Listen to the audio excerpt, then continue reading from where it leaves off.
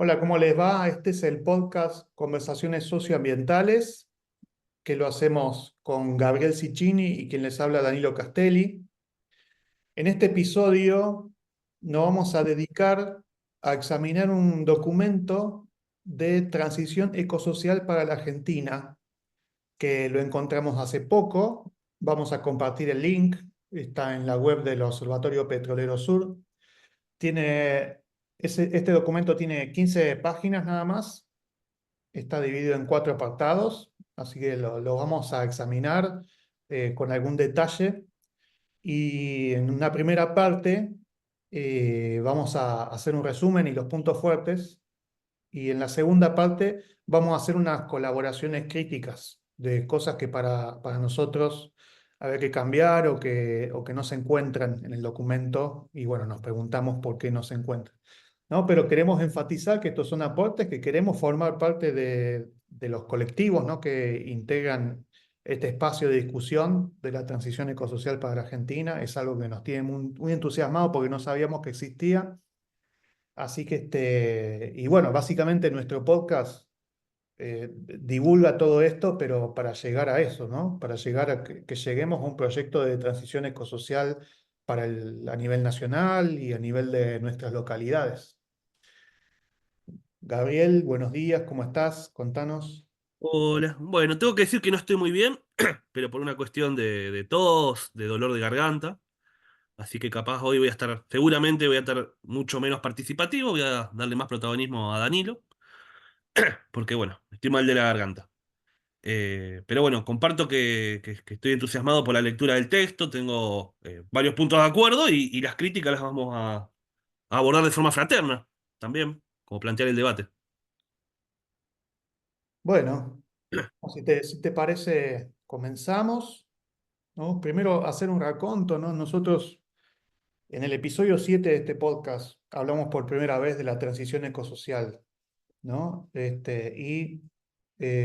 Transición ecosocial básicamente es un proceso de transformación de la sociedad, de las estructuras y las instituciones sociales, ¿no? Con el énfasis de hacerla ecológicamente sustentable también, no solo preocupado por la justicia social, por ejemplo, sino por la justicia ambiental, no solo por la satisfacción de las necesidades humanas, sino por la manera de satisfacer esas necesidades humanas, ¿no? Que esa manera de satisfacer esas necesidades esté dentro de los límites que nos ponen los ecosistemas, ¿no? Porque sobrepasamos esos límites a nuestro riesgo, como ya está demostrado en esta crisis ambiental y bueno, y lo vivimos en cada año, que cada año va siendo peores los calores. Bueno, en la parte de Córdoba, donde yo vivo,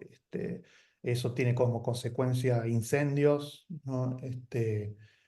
En otras partes tendrá otras consecuencias. Pero, pero bueno, la humanidad está viviendo fuera de sus límites ecológicos desde hace unos 50 años ya, y eso ha provocado la extinción de un montón de especies y incluso el peligro de la supervivencia para nuestra propia especie, ¿no? Y no a un plazo largo de miles de años, sino en este mismo siglo. Así que para nosotros necesitamos una transición ecosocial, como decíamos en ese episodio, que sea primero postcapitalista, ¿no? Porque el capitalismo es un sistema de perpetuo crecimiento y de ecocidio, además de explotación e injusticia. Decrecentista, ¿no? Porque ya hemos crecido económicamente lo suficiente como para satisfacer las necesidades de todos. Lo que hace falta no es más crecimiento, sino redistribución y un rediseño de la economía. Y ecosocialista, podemos decir, ¿no? Enfatizando en la igualdad social, ¿no? Porque la concentración de riqueza y de poder es lo que nos ha llevado a este punto, ¿no? De que unos pocos decidan sobre el destino de la humanidad. Y necesitamos distribuir ese poder, ¿no? Para que no esté concentrado en pocas manos. y podemos agregarle democrática, pero en el sentido de democracia directa, no de las falsas democracias que tenemos ahora. Eh, bueno, yendo al documento, ¿no? Como decía antes, el documento tiene 15 páginas, está dividido en 4 apartados. El primer apartado es una introducción, una presentación del documento. El segundo se llama contexto global. El tercero se llama definiciones y el último se llama desafíos y condicionamientos. ¿No? Primero, bueno, decir que se nota que esto es resultado de una discusión por un tiempo prolongado, ¿no? Entre varios colectivos, ¿no? Como que es un consenso.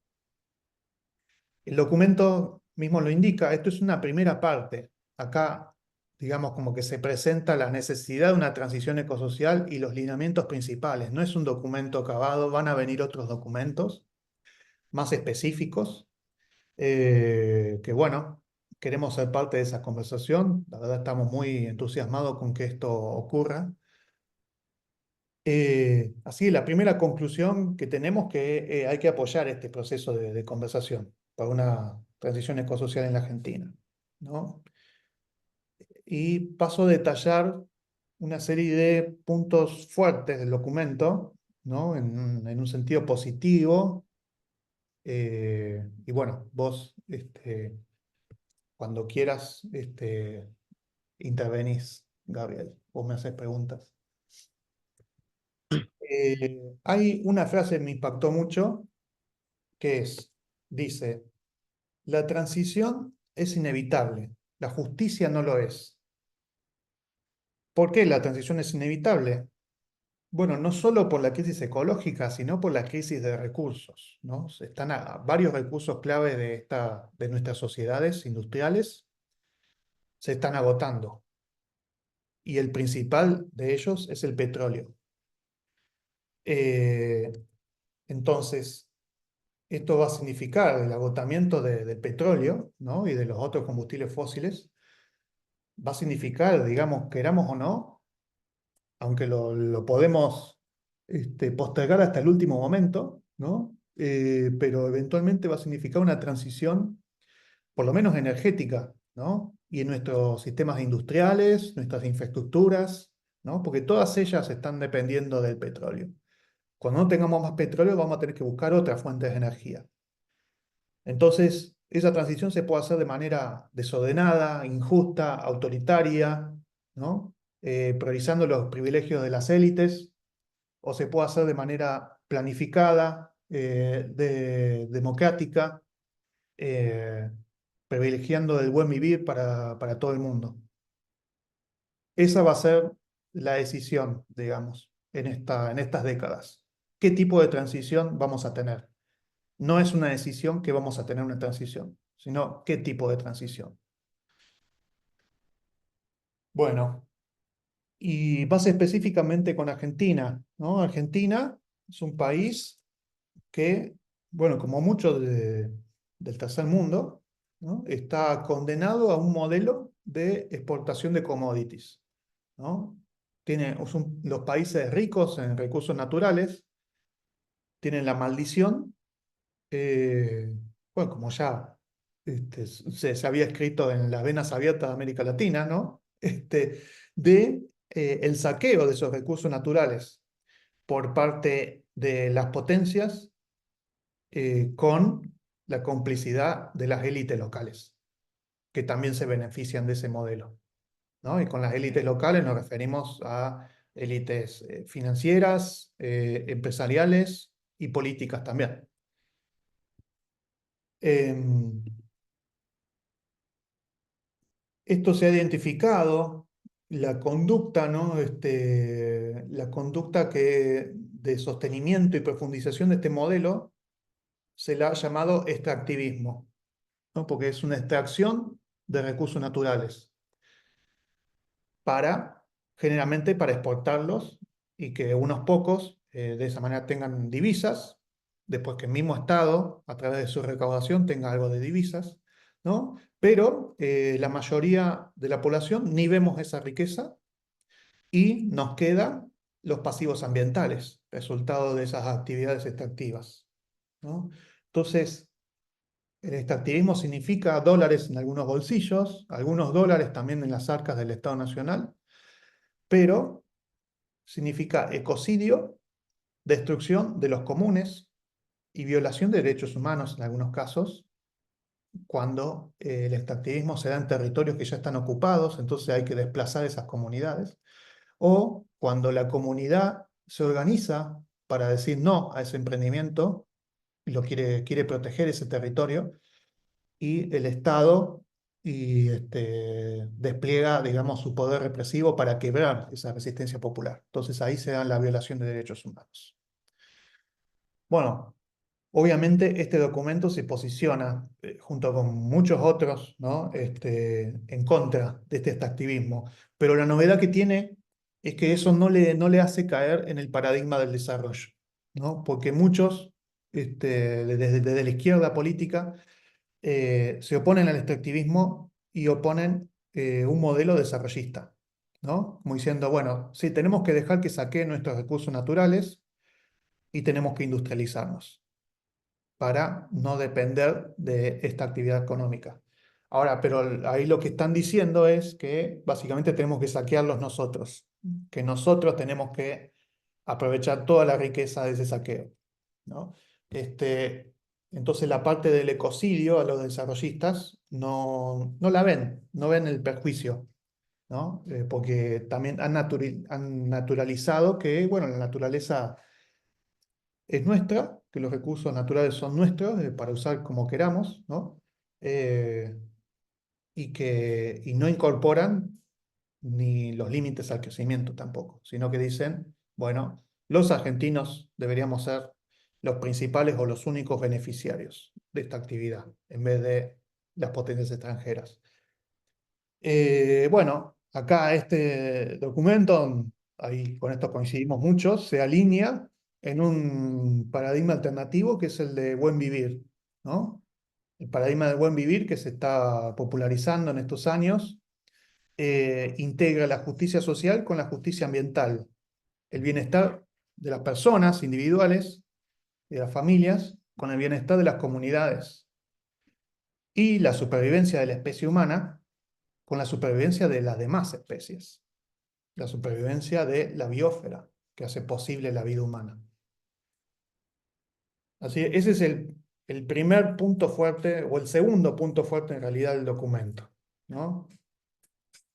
Bueno, el tercero es que es un consenso decrecentista, ¿no? Que dice que la redistribución, más que el crecimiento, tiene que jugar un papel en esta transición ecosocial justa y popular, tanto a nivel global como a nivel nacional. Hay una concentración de la riqueza a nivel global, ¿no? En los países del norte, y hay una concentración de la riqueza dentro de cada país, ¿no? Una concentración de la riqueza y del poder, por lo tanto, del poder de decidir sobre políticas públicas, del poder de influir sobre la cultura, el poder de influir sobre el mundo laboral, por ejemplo, ¿no?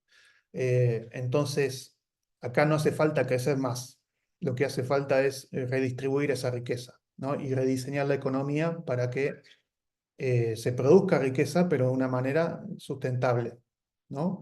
Esto se, esto se vincula con otro punto fuerte, que es una nueva cultura de la satisfacción de las necesidades humanas, ¿no?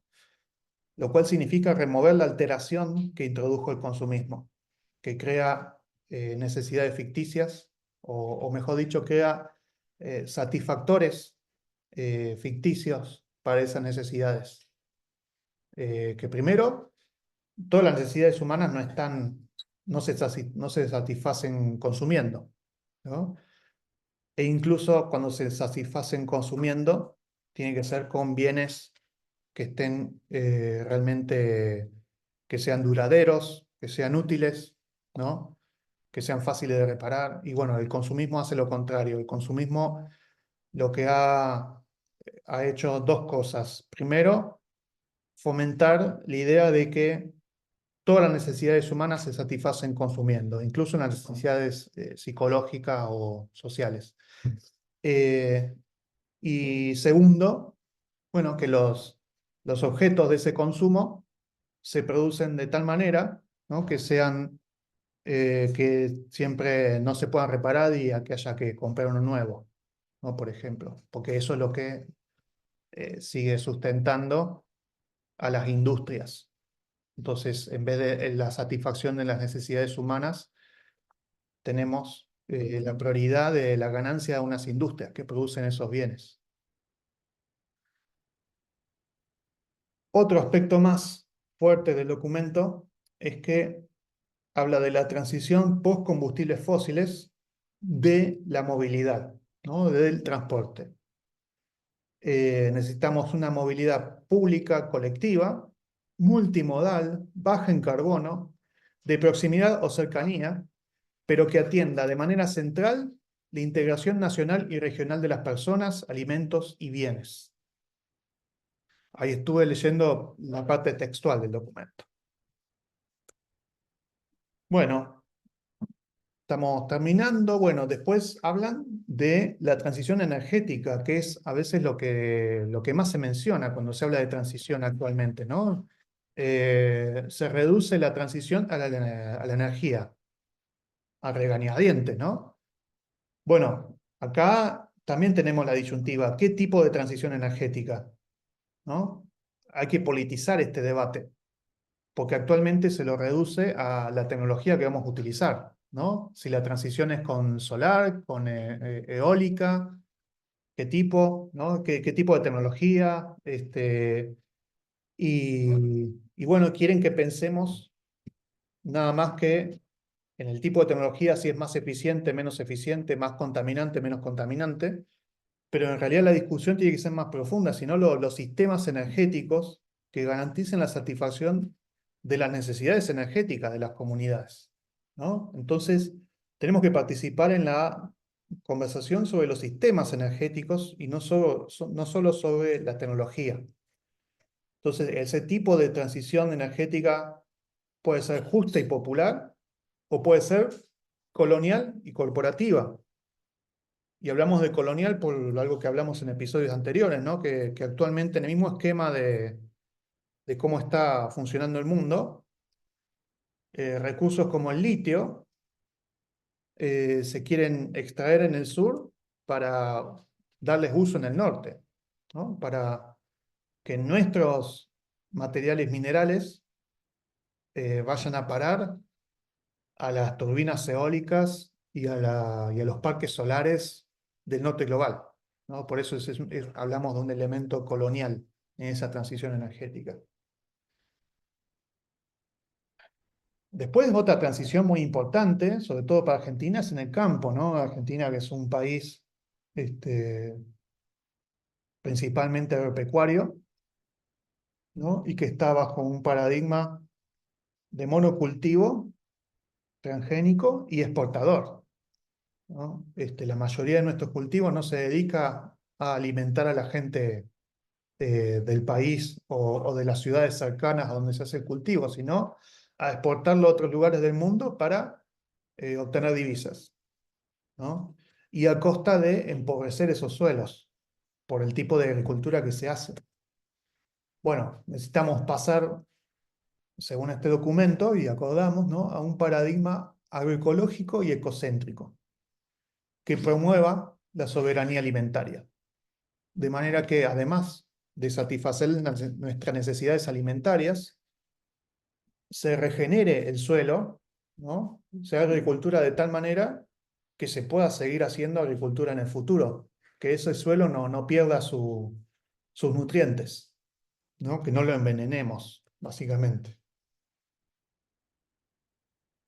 Bueno, y ahí leo un último párrafo, lo leo textual, tal como está en el documento. Partimos de la idea de que la energía es un derecho y la democracia energética es un horizonte para el sostenimiento de las redes de vida. La justicia ecosocial debe encaminarse a eliminar la pobreza energética en nuestro país. Esto conlleva el desmontaje de las relaciones de poder que continúan priorizando el acceso de la energía a un grupo privilegiado de la sociedad. Las palabras claves para este cambio son desconcentrar, desprivatizar, desfosilizar, desmercantilizar, perdón, democratizar, descentralizar, despatriarcalizar, reparar y sanar. Ahí, Gabriel, ¿querés hacer un tu aporte? Sí, algo breve en relación a la soberanía alimentaria, que es un eje muy importante. Eh, que a veces cuando un país se basa su economía y su fuente de divisas en la exportación de materias primas, de alimentos en este caso, esto impacta negativamente.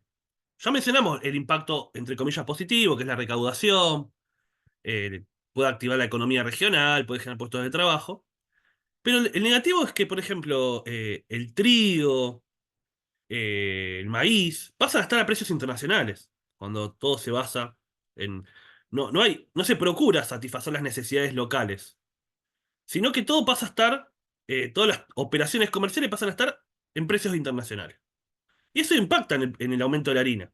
Uno lo puede ver. Actualmente en Argentina, un kilo de pan está a un precio que era impensable hace un tiempo atrás. Y está asociado a que Argentina se convirtió en un mayor exportador de trigo. Lo mismo va a pasar con recursos. Si Argentina, que está apuntando a ser un exportador de petróleo y gas, los precios van a tener un impacto negativo a nivel local, porque se va a vender a precio internacional. Y el consumo local baja el stock para exportar. ¿No? Pasa con la carne, por ejemplo, ¿no? Si la carne se vende a un precio muy económico acá, queda menos disponibilidad para exportar. En el caso de la carne, más o menos se soluciona porque hay cortes de exportación. ¿No? Hay cortes de exportación que son los que están más caros y tienen otro precio. Y los cortes que no se exportan, bueno, se pueden consumir un poco más barato a nivel local. Pero esto no pasa, por ejemplo, con el trigo, ni con el maíz. Y bueno, otro tema es cómo atenta este modelo contra la soberanía alimentaria. La mayor producción de Argentina es soja y se consume muy poco acá. No es un consumo que que se caracterice por ser masivo en Argentina, sino que aparte apunta a la alimentación de animales de China y de otros países, más que a, a la alimentación de personas. Porque no es que estamos evitando el hambre en el mundo con nuestras exportaciones, sino que se está destinando cada vez más a la alimentación de animales, porque en los países donde hay crecimiento económico crece la clase media, crece el consumo de carne. Entonces son puntos a tener en cuenta que la soberanía alimentaria viene a romper con este esquema. Viene a plantear que hay que priorizar satisfacer las necesidades locales a precio justo, que eso también está en el texto, ¿no? Producir eh, alimentos de mejor calidad y a precios justos, a precios que se ajusten al mercado interno, no que esté todo regulado por los precios internacionales. Pero bueno, eso como importante. Bueno, sí, algunas cosas que se me ocurrieron en base a lo que dijiste, ¿no? Que también hay que tener en cuenta eh, hay cosas que estamos diciendo que se aplican a todos los países, ¿no? Y hay cosas que son específicas de Argentina. Argentina es un país agroexportador, o sea, donde el campo, las exportaciones agropecuarias son una de las principales actividades económicas, pero a pesar de ser así, el 90% o más de la población argentina vive en ciudades, dedicándose a actividades que no tienen nada que ver con el modelo agropecuario, ¿no? O son subsidiarias, pero sin saberlo. Eh, entonces, en los hechos, todas las ciudades, todos los habitantes de las ciudades somos importadores de alimentos también. Podemos considerar que cuando se hace lo que se debe, ¿no? Que parte del cultivo hecho acá en Argentina se dedica al mercado interno, ¿no? Y parte del cultivo vegetal y animal vaya a las ciudades. Sin embargo, en las ciudades somos 100% dependientes, ¿no? De este campo que nos alimenta. No hay, en muy pocas ciudades hay agricultura urbana o periurbana, ¿no? Entonces, por eso también es importante el enfoque de la soberanía alimentaria, no solo el enfoque de agroecológico y de orientar al mercado interno, ¿no? Sino de soberanía alimentaria de las ciudades, de los territorios, ¿no? Que cada territorio produzca por lo menos la mayoría de los alimentos que consume, porque así ante cualquier disrupción que haya en la cadena de suministro, no está en un estado de emergencia, no está en un estado de desabastecimiento. Las ciudades argentinas, la mayoría depende de, bueno, de los mercados centrales que todo el tiempo, todos los días reciben la mercadería que después termina en supermercados o en verdulerías, carnicerías, ¿no? Y la gente nos alimentamos de eso. Entonces, ante emergencias que haya interrupciones de suministro, que la va a haber, ¿no? Por escasez de gasoil o de escasez de otro combustible, las ciudades estamos, digamos, vamos a estar en emergencia alimentaria. Y en un país que produce alimentación, alimentos para 300 millones de personas.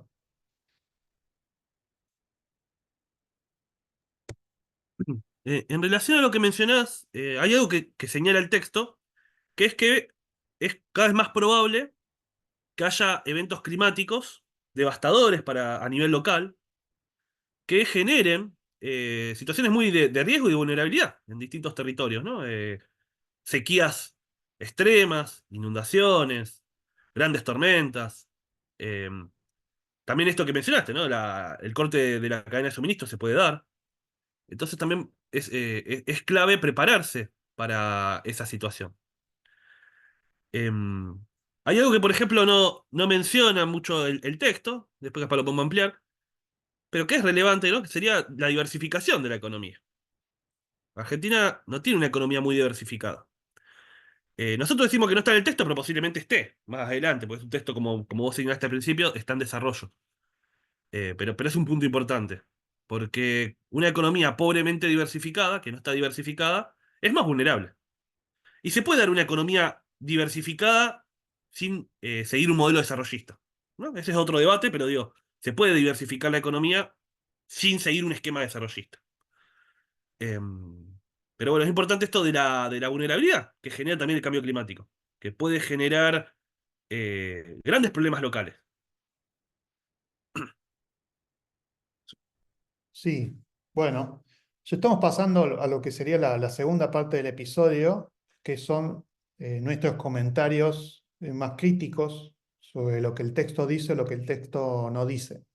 Con el matiz, ¿no? De que esta es seguramente una conversación que se está dando, donde algunos puntos de vista pueden cambiar, donde sabemos que hay otros documentos que están en elaboración, ¿no? Más de orden técnico, más sobre la transición energética, ¿no? Pero como este documento es de lineamientos, eh, hemos visto, Gabriel y yo, algunas cosas para apuntar. Bueno, yo empiezo diciendo además que el último apartado del documento, que se titula Desafíos y Condicionamientos, dice bastantes cosas importantes muy situadas en la Argentina, ¿no? Bueno, primero algo que es global, que es el desafío climático, ¿no? Pero ¿cómo impacta en Argentina? Y bueno, ya Gabriel ya lo dijo, ¿no? Impacta en la baja de la productividad agraria. Y eso es un problema incluso para el modelo agroexportador de la Argentina, porque eso va a significar menos divisas si se produce menos para exportar. Lo que lamentablemente también va a implicar es que si persistimos en el modelo agroexportador, es que se va a querer expandir la frontera agropecuaria para recuperar lo que se pierda, la productividad que se pierda por el cambio climático, se va a querer extender la frontera agropecuaria para elevar la producción, para aumentar la producción de esa manera, ¿no?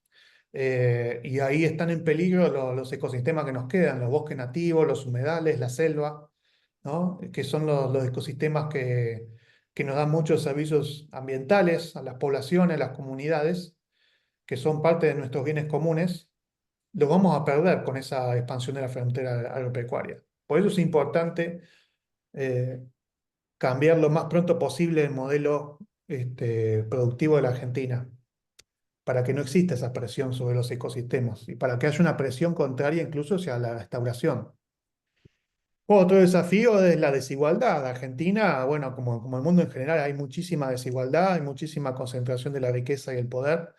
Acá el documento habla un poco crípticamente de que hace falta disminuir el consumo de las élites y que hace falta redistribuir la riqueza, pero no expande, digamos, de qué manera hacer eso.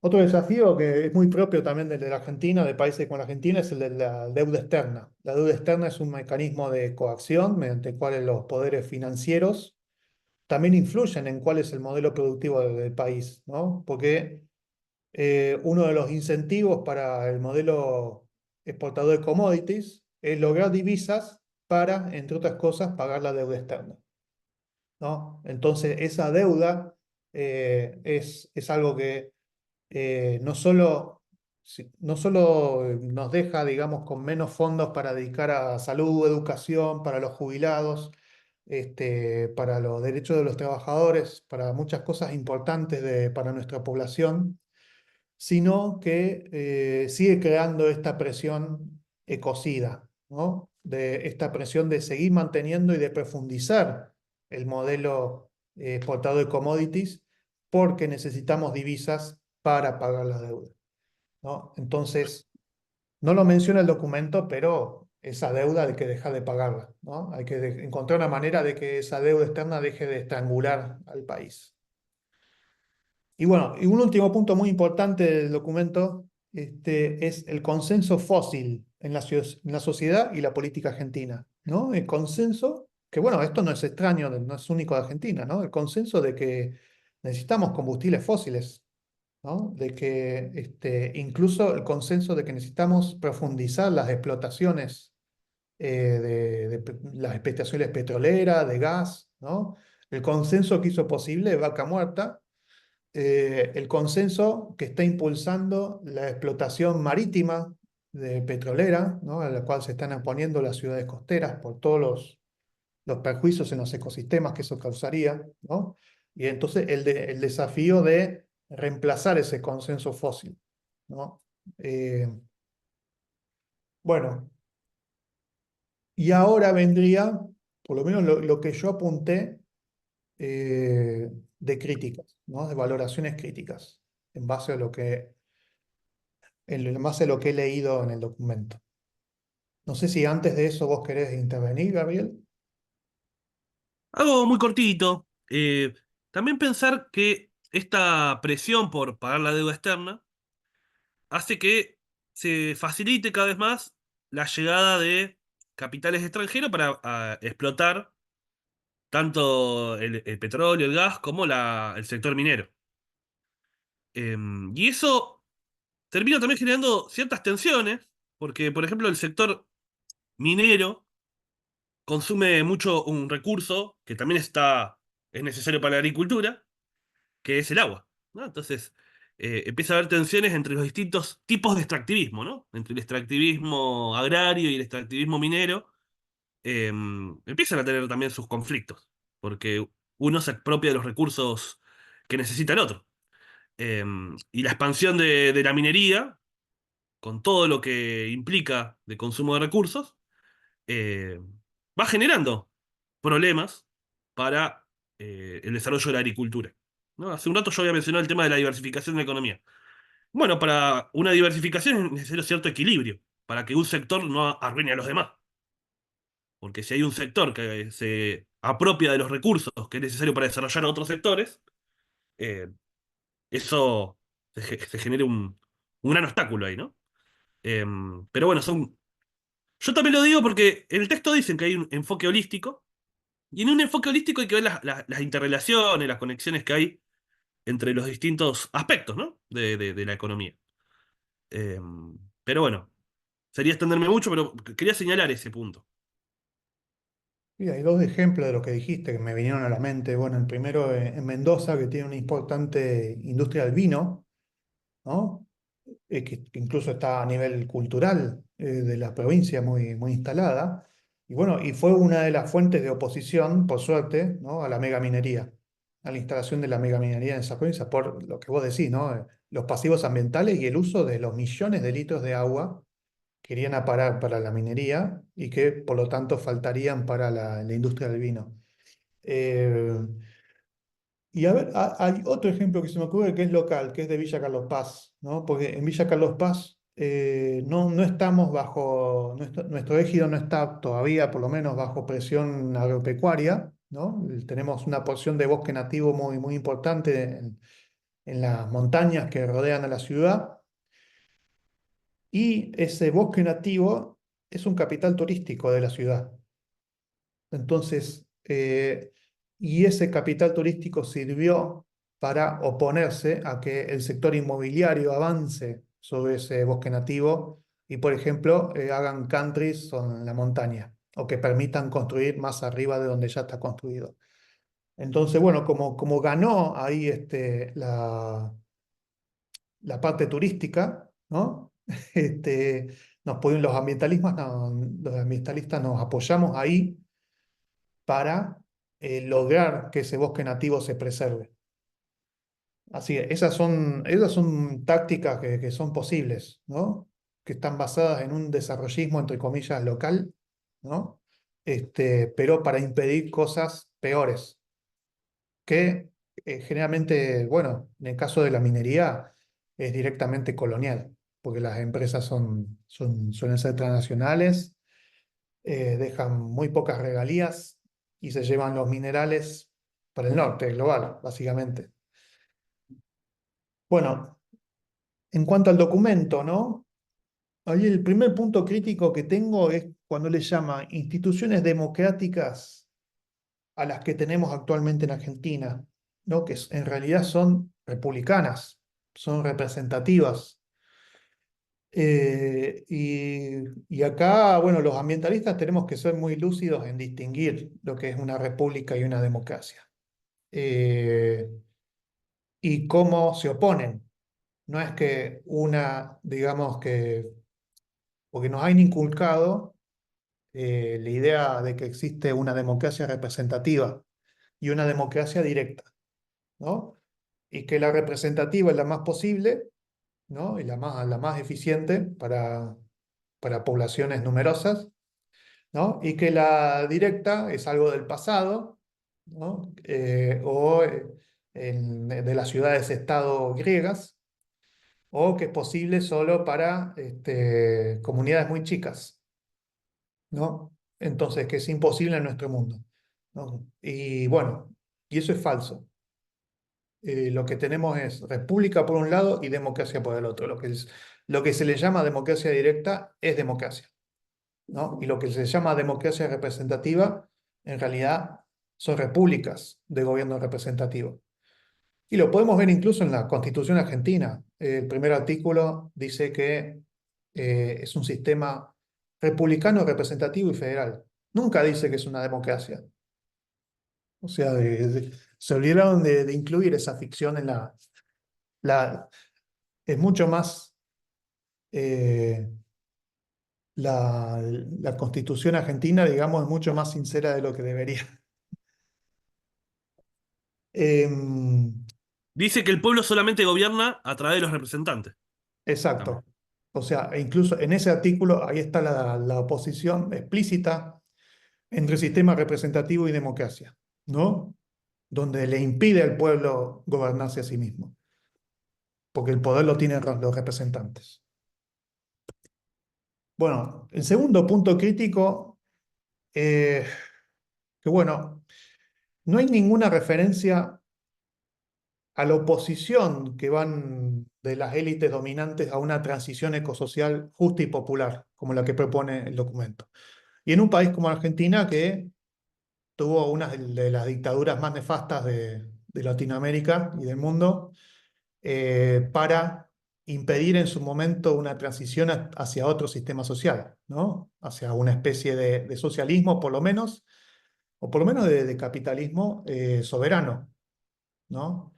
Este, y vino el gobierno de la Junta para quebrar ese proyecto, ¿no? E instaurar el modelo que tenemos ahora, que es básicamente neoliberal, el capitalismo neoliberal, y en nuestro caso, bueno, eh, subordinado a la globalización, ¿no? Todo lo contrario de soberano. Entonces, si fueron las élites dominantes en Argentina, fueron capaces de los grados de violencia que ya conocemos en esta dictadura para favorecer su propio proyecto sobre el proyecto que tenían las organizaciones populares, bueno, ¿qué tipo de violencia no van, de qué tipo de violencia no van a ser capaces para imponer su propia transición corporativa y colonial sobre transiciones justas y populares como la que propone este documento, ¿no? Y bueno, para mí hay que tenerlo en cuenta. A lo mejor ese punto está ausente en el documento, como para no espantar gente, ¿no? Porque es una primera etapa todavía, pero estamos obligados a tenerlo en cuenta. Bueno, el tercer punto es que, bueno, el documento habla del consenso fósil en la sociedad argentina, pero no habla de dos consensos muy importantes y muy contrarios a una transición ecosocial justa y popular, ¿no? Que uno es el consenso estatista y otro es el consenso populista, ¿no? En Argentina, el principal partido político que ha gobernado en las últimas décadas es el peronismo, ¿no? Que es el mismo partido que ha facilitado la transición neoliberal en los 90. Pero bueno, cada tanto tiene giros más nacionalistas, más desarrollistas, entre comillas, ¿no? Pero bueno, es el que ha impulsado, sobre todo con las dos décadas kirchneristas, una profundización del extractivismo en la Argentina. Entonces, el documento este que estamos examinando menciona brevemente a Milei y al ascenso de la derecha mundial, pero nunca menciona al peronismo, ¿no? Que es el principal partido de la Argentina y el principal impulsor por ejemplo, de la entrada de Monsanto al país, de la entrada de la megaminería, ¿no? De Vaca Muerta, ¿no? De todos los proyectos más ecocidas que los ambientalistas tienen que enfrentar. Entonces, en un documento producido por ambientalistas donde no se mencione frontalmente al peronismo como un enemigo de esta transición ecosocial justa y popular, bueno, me da que pensar, ¿no? Por qué no está este punto? Eh, Después, en otra parte del texto hay un entusiasmo, que para mí es parte de este consenso estatista, con un futuro Estado ecosocial que lidere esta transición que propone el documento, ¿no? ¿No? Entonces, hay todavía esperanzas en un rol positivo del Estado-Nación, ¿no? Y por lo tanto de un gobierno entre comillas popular o ecopopular le puedan llamar, este, y no hay ninguna mención al rol que puedan tener los municipios ni la sociedad civil autoorganizada. Bueno, ese fue mi principal punto de alarma, ¿no? En este texto. Y el último punto que voy a mencionar, después te paso la palabra, Gabriel, es también el hecho, uno de los elefantes en el cuarto, ¿no? Gran parte de la población argentina, por las reformas que hubo en el mercado laboral de mano del neoliberalismo, quedó excluida de ese mercado laboral, no solo del formal, sino del informal, y depende de subsidios. Y estamos hablando de generaciones que se han acostumbrado a sobrevivir de esa manera, ¿no? Recibiendo subsidios, planes sociales, que a lo sumo hacen trabajos de changas, ¿no? Pero no tienen ninguna cultura del trabajo. Entonces, seguramente, si estamos hablando de una transición ecosocial, de una transición en agricultura, vamos a tener y un declive del combustible fósil. Entonces se va a depender mucho más del trabajo manual que antes, tanto en la agricultura como en otras partes de la industria, ¿no? Porque ya hay maquinaria que no va a funcionar. Ese es un esto debió ser incluido en la parte de desafíos y condicionamientos del, del documento, ¿no? Porque tenemos una población que por generaciones se ha acostumbrado a sobrevivir con subsidios y se cree con ese derecho, ¿no?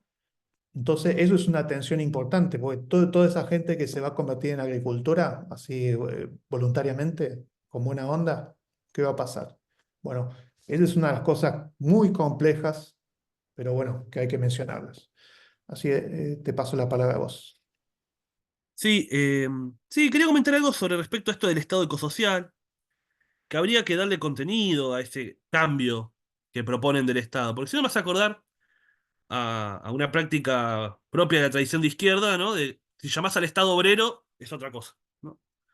Si vos le cambiás lo que acompaña al Estado, pensás que ya ahí estás ante otro tipo de Estado. Y muchas veces es una gran trampa, ¿no? Los estados obreros eran estados represivos, con mecanismos de control en gran parte peores que los de los estados liberales, y, y decían que, bueno, el estado obrero era una etapa hasta llegar a la abolición del Estado. Y con el estado ecosocial hay que tener cuidado, porque se puede convertir en otra categoría bastante vacía que no sirve para reformar la organización política, ¿no? Otra discusión sería, bueno, discutir más en profundidad el concepto de Estado, pero básicamente hay que señalar que esto del Estado ecosocial no queda claro qué sería. Eh, lo dicen, ¿no? Sería un Estado que promueva una transición, que busque un cambio de rumbo. Pero bueno, hay otra ausencia que me llama la atención, que es, que espero que espero lo agreguen, ¿no? Pero que es el tema de educación ambiental, que es clave, ¿no? Una educación ambiental, que ya hay una ley, que es un campo de disputa, pero una educación ambiental que incluya la formación de las personas en agricultura, en una formación más integral, no solo de conciencia sobre las problemáticas ambientales, sino de saberes prácticos, propios para mitigar y adaptarse a un cambio tanto de matriz energética como de la economía. A mí, por ejemplo, se me ocurre que una educación ambiental tendría también que orientarse a saberes agrotécnicos, eh, a poder formar personas que sepan cómo producir de forma agroecológica. No es algo que surge espontáneamente. eh, que tengan conocimientos. ¿Por qué? Porque en esto, sin caer en el discurso productivista, hay que preocuparse por la eficiencia y la productividad. Porque si no, no se puede sostener una sociedad si, si no tenemos un cambio en la matriz productiva, pero tiene que ser, ese cambio en la matriz productiva tiene que tener en cuenta producir lo suficiente para satisfacer las necesidades de la población. No es un tema menor. Porque si no, vamos a perder con los defensores del modelo tradicional. Van a decir, el modelo tradicional es más productivo. Sabemos que esto se da en el campo de la agroecología, ¿no? Del desafío de ser productivos, en el sentido de poder satisfacer las necesidades, reemplazando al modelo vigente. Porque el modelo vigente se defiende, la agroindustria se defiende diciendo que es muy productiva, ¿no? De que aumenta la productividad, que logra hasta grandes cosechas en tierras donde antes no se podía cosechar nada. Entonces, bueno, esto es un campo donde no podemos abandonar eh, una disputa por el rendimiento económico. Por más que suene a productivista, es importante. La eficiencia, el rendimiento económico, del poder eh, producir lo suficiente para satisfacer las necesidades. Y el otro punto que me parece importante es lo que señalaste vos, lo insinuaste, ¿no? Pero pensar el tema de la economía social y solidaria, que lo menciona explícitamente en el texto, y yo creo que hay que indagar qué es la economía social y solidaria actualmente, quiénes la dirigen, qué tipo de orientación política tienen, qué está pasando, eh, porque es muy atacado ese sector en la actualidad por el gobierno de Milei. Y yo creo que la indagación que hay que tener es por qué tiene tanta facilidad para atacar a ese sector, ¿no? El sector de la economía popular, ¿no? Que surgió después del 2001 en gran parte, ¿no? De muchas iniciativas de cooperativas, de organizaciones piqueteras, de movimientos desocupados que iniciaron distintas formas de laburo, ¿no? Incluso pensar cómo se podría mejorar los grupos de recicladores urbanos, que muchos están ligados a esto de la economía social. Eh, y ver el problema yo veo ahí es más político, ¿no? Es una colectora del peronismo. Eh, estuvo, vamos a dar nombre, ¿no? Para ser claros. Juan Grabois es el principal referente de la economía social y solidaria. Entonces, hay que tenerlo en claro, saber qué tipo de figura política es, con quiénes se vincula y a quiénes apoya, y ser francos con ese debate. Porque si no, estamos ocultando información relevante, ¿no? Por más que sea una fracción, entre comillas, de izquierda del peronismo, ¿no? Así se presenta, es como el sector progresista del peronismo, ¿no? En las últimas elecciones estaba Massa, que era un referente más de la derecha peronista, y Grabois, que era alguien de los movimientos sociales. Bueno, habría que discutir eso un poco más, en profundidad. Sí, Sí, ahí agregar a lo que dijiste, estoy totalmente de acuerdo que Grabois también se quiere convertir en un referente de la agroecología, ¿no? De las cooperativas agroecológicas. Entonces, es muy ingenuo políticamente no tener en cuenta el peronismo, porque hay una riquísima historia de cooptación de movimientos sociales por parte del peronismo. El peronismo cooptó al movimiento obrero en la Argentina y bueno, y ahora vemos los resultados. Lo que queda el movimiento obrero no es obrero ni tiene movimiento actualmente. Lo que pasa por el movimiento obrero son un grupo de jerarcas sindicales, oligarcas sindicales, que bueno, manipulan a sus miembros, ¿no? De una manera totalmente corporativa, ¿no? Que no tiene nada que ver con la solidaridad de clase. Eh, los sindicatos peronistas hacen paro ante gobiernos no peronistas y permiten pasar todos los abusos en gobiernos peronistas, ¿no? Como el sindicato docente en la provincia de Buenos Aires. Eh, y el peronismo también cooptó el feminismo en Argentina. ¿No? El peronismo cooptó, bueno, está cooptando, como decís vos, cooptó al movimiento piquetero, está cooptando al movimiento por la economía social y solidaria, ¿no? Eh, y si lo dejamos seguir avanzando, va a cooptar tanto el movimiento de las cooperativas agroecológicas, el movimiento ambientalista y si se genera este movimiento por una transición ecosocial en Argentina, ¿no? Entonces, creo que hay una soberbia entre el elemento progresista argentino que es más socialdemócrata.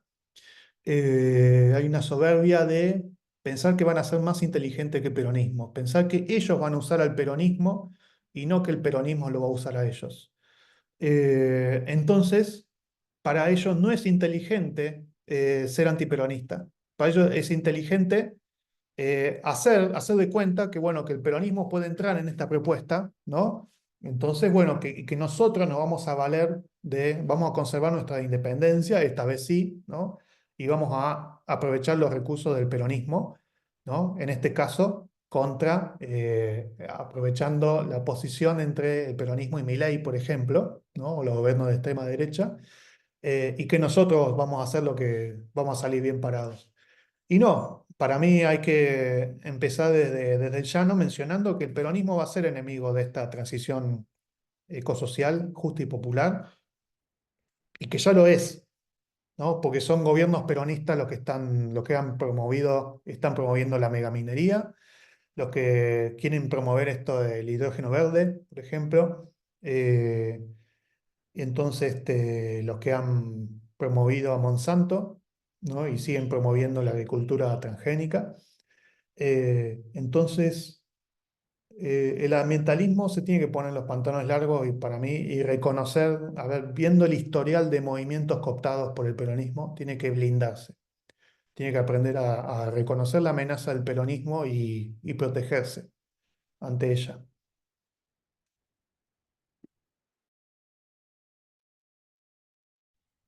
sí coincido, Danilo, me parece que es importante saber que si se pierde la autonomía para poder entrar en un frente popular, ¿no? Como lo llaman ellos, frentes nacional y populares.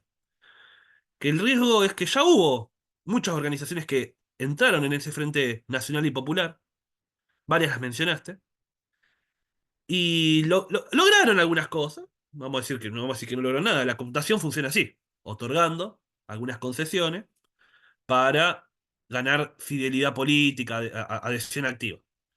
Por supuesto que algo se logró, ¿no? Se han logrado algunas leyes, alguna regulación, presupuesto, pero ¿qué se sacrificó? Eso es lo que no se suele observar.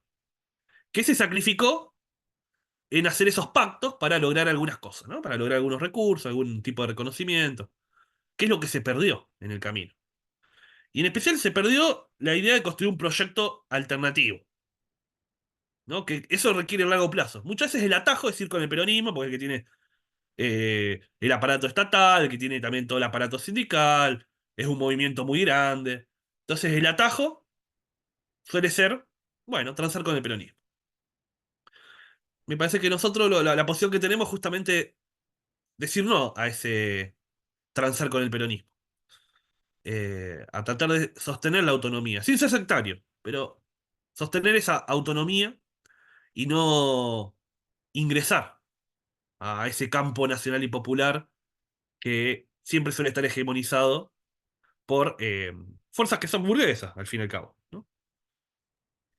Sí, totalmente de acuerdo. Yo, bueno, hacer un paralelismo necesario también, porque en los años, finales de los años 60, principios de los años 70 en Argentina, había, la sociedad argentina se estaba moviendo a un consenso postcapitalista, ¿no? O por lo menos de un capitalismo soberano, ¿no? No subordinado a las potencias, o de un socialismo a la Cuba, por ejemplo, ¿no? Que bueno, más allá de las críticas que tengamos a esos dos tipos de proyectos, bueno, eran proyectos que no tenían las clases dominantes, ¿no? ¿Y qué hicieron las clases dominantes, ¿no? Antes de aplastar, como veían que no funcionaba aplastar de manera represiva ese movimiento, llamaron al peronismo. Llamaron al peronismo para que lo viniera a desactivar ese movimiento, ¿no? Este, y después, cuando el peronismo había logrado la derrota política e ideológica de este movimiento, los militares volvieron al poder y se encargaron de la derrota física, ¿no? De la aniquilación física de ese. Y del cambio de modelo económico. Exacto. Ahí pudieron imponer lo que no habían podido imponer antes, pero con la ayuda del peronismo. O sea, el peronismo ayudó a destruir ese movimiento por una sociedad distinta a la Argentina. Y el peronismo puede volver a hacerlo si se le deja la puerta abierta. Este movimiento que se está empezando a gestar por una transición ecosocial en la Argentina, el peronismo lo puede volver a destruir si se le deja la puerta abierta, ¿no? Entonces, después vendrá otro gobierno que no sea peronista a hacer la aniquilación física de los cuadros de este movimiento, pero primero hay que derrotarlo ideológicamente y políticamente. Y ese es el peligro del peronismo que los elementos progresistas en la Argentina no saben ver, tienen una gran soberbia para reconocerlos, piensan que ellos van a ser los que les salga bien, ¿no? Los que usen al peronismo en vez de al revés.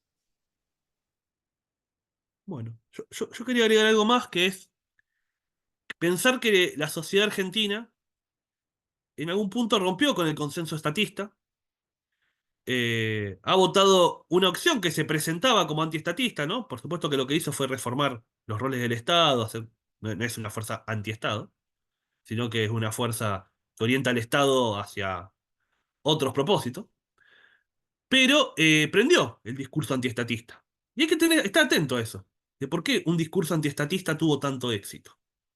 Aprender de eso. El otro punto importante es que hay una fuerza política que nosotros estamos totalmente en contra, hay que dejarlo claro, pero que logró romper con el bipartidismo, construir algo de forma independiente y ganar mucho apoyo de la sociedad y llegar al gobierno. Sin necesidad del PJ, aunque el PJ a algunos le dieron una mano, pero que se dio una situación de ruptura con la tradición política existente. De que había una situación en la población de basta de lo que hay, basta del peronismo, basta del PRO, basta de los radicales. Y esa disconformidad política eh, hay que aprovecharla en el sentido de construir una alternativa que pueda dar respuesta a ese malestar,